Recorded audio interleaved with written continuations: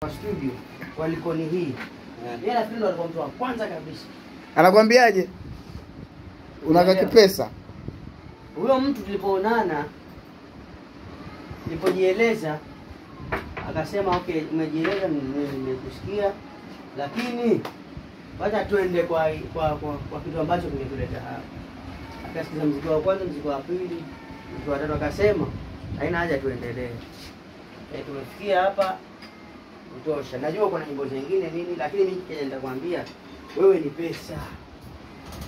Unaona wewe ni pesa. Na hujaamua. Tena nyingi, alafu sasa set ni za muda. Mpaka pale mwenyewe utakapoacha. Iacha ndio basi. Wewe na wewe hujaamua sasa. Utakuwa pesa. Sasa kuwa pesa vipi? Yule ambaye atakuwa pesa nini sasa? Utakuwa pesa. Waamuzi ndio hawajaamua.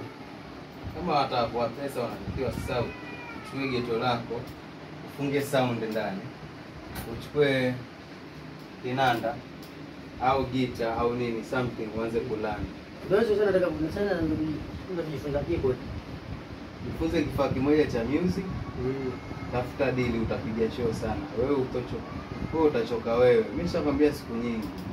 Sasa kujifunza keyboard. Jifunze kifaa kimoja cha muziki. Yaani hiyo kitu sijui hata mimi nitakuja kuimbia na wimbo. Wewe honest, jifunze kifaa. Kuna jamaa fulani nani tunaanza naye sasa.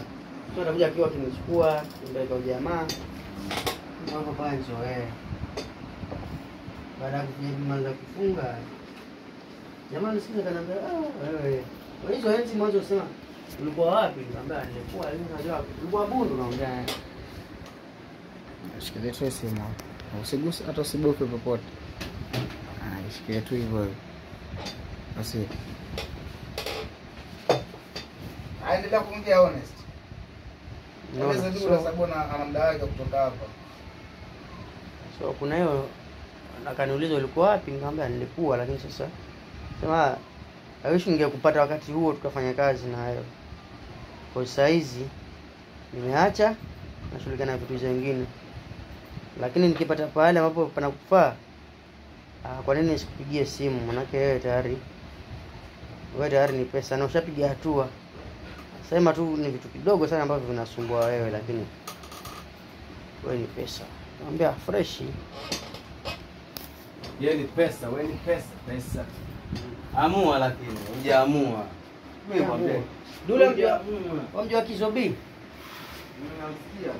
Ha? Namsikia.